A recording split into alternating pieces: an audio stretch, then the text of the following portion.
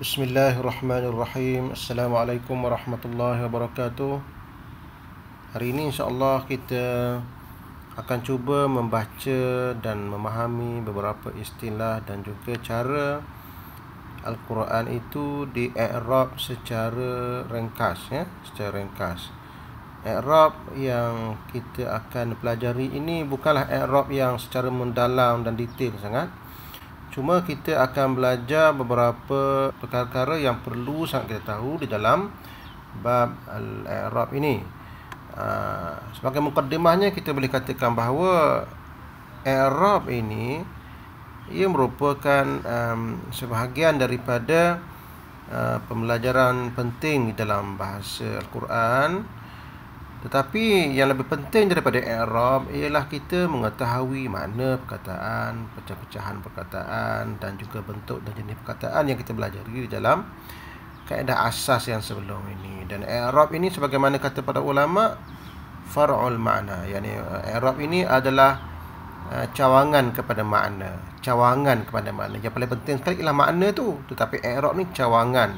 Maknanya i'rab ini membantu kita memahami makna ayat itu dengan tepat. Dan i'rab ini sebenarnya adalah satu keistimewaan bahasa Al-Quran, di mana bahasa Al-Quran ini dijaga dengan begitu sekali dengan i'rab. Tafsir Al-Quran ini tidak boleh ditafsirkan secara sewenang-wenangnya, dijaga dan dikawal oleh i'rab, Jadi i'rab ini kita bicara dulu sedikit sebanyak di dalam pelajaran asas kita.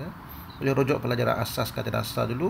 Dalam bab-bab terakhir kita ada membicarakan ataupun menyentuh secara sebentar lalu saja, i'rab itu.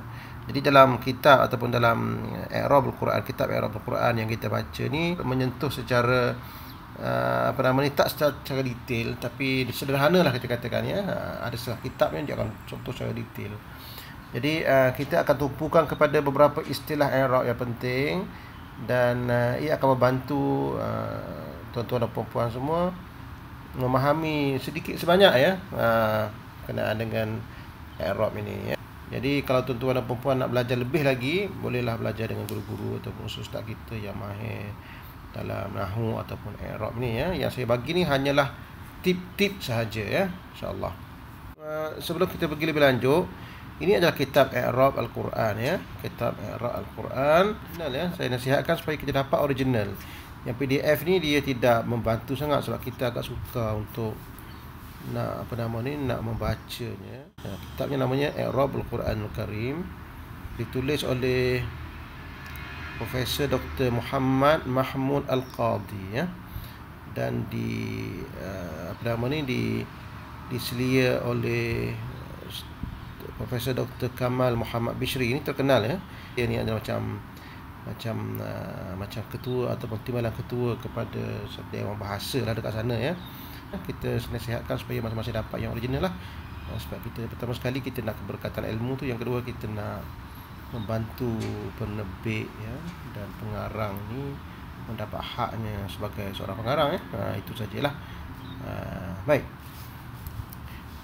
Di dalam kitab yang original tu dia ada warna, setiap ayat yang atau perkataan yang di-i'rab tu akan ada warna merah, tak sama dengan yang PDF ni. Boleh rujuk kepada yang original tu. Baik. Apapun kita mulakan insya-Allah. A'udzu billahi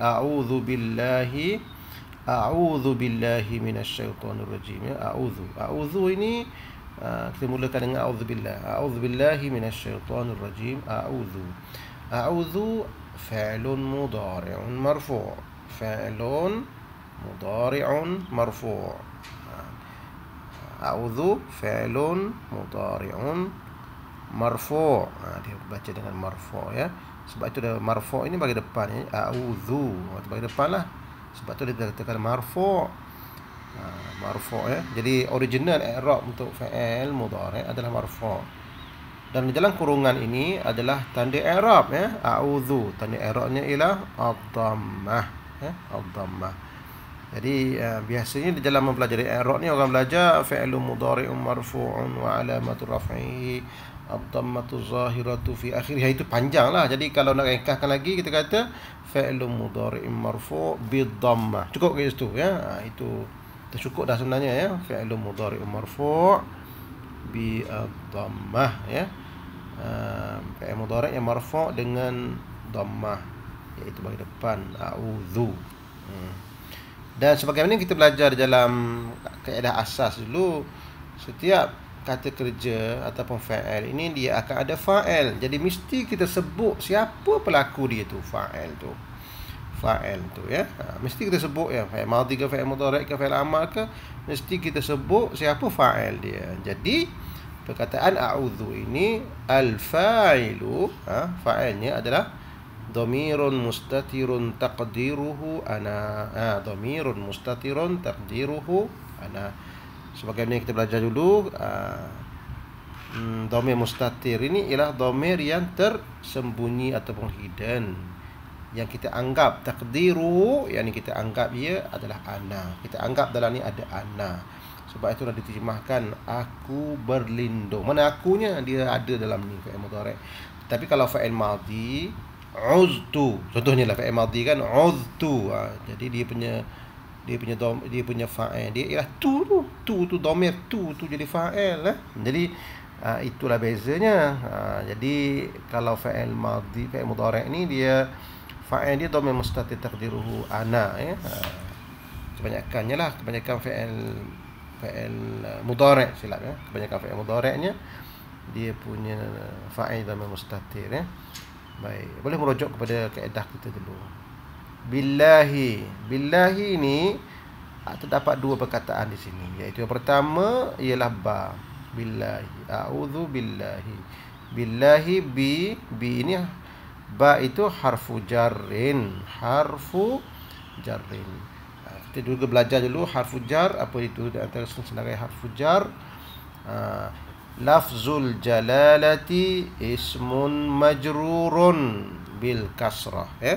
Jadi lafzul jalalah ni, untuk pengetahuan kita, di dalam istilah i'rab biasanya perkataan atau nama Allah itu disebut sebagai lafzul jalalah. Dia tak sebut Allah.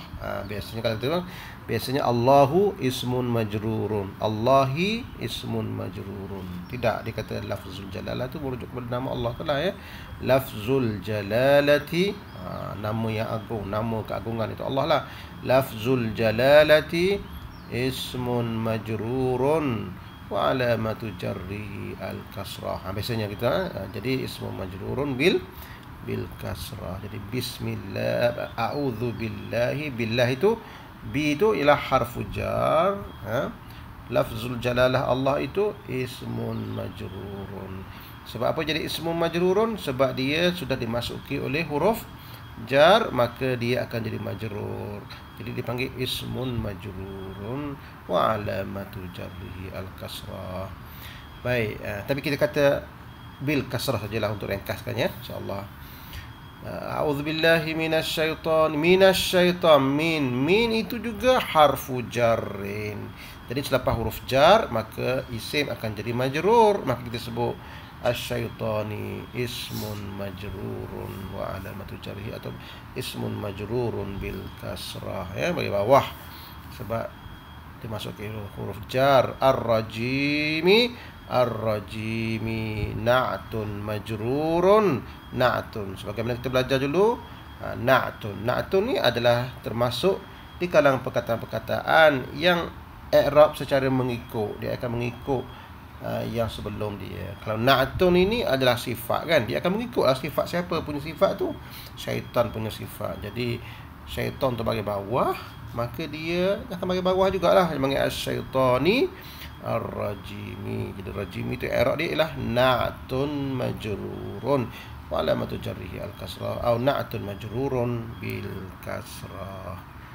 Itu cara i'rab auzubillahi minasyaitonir rajim. Jadi kita dapatlah beberapa perkataan kat sini tu, insya-Allah cukup untuk pelajaran hari ini. Assalamualaikum warahmatullahi wabarakatuh.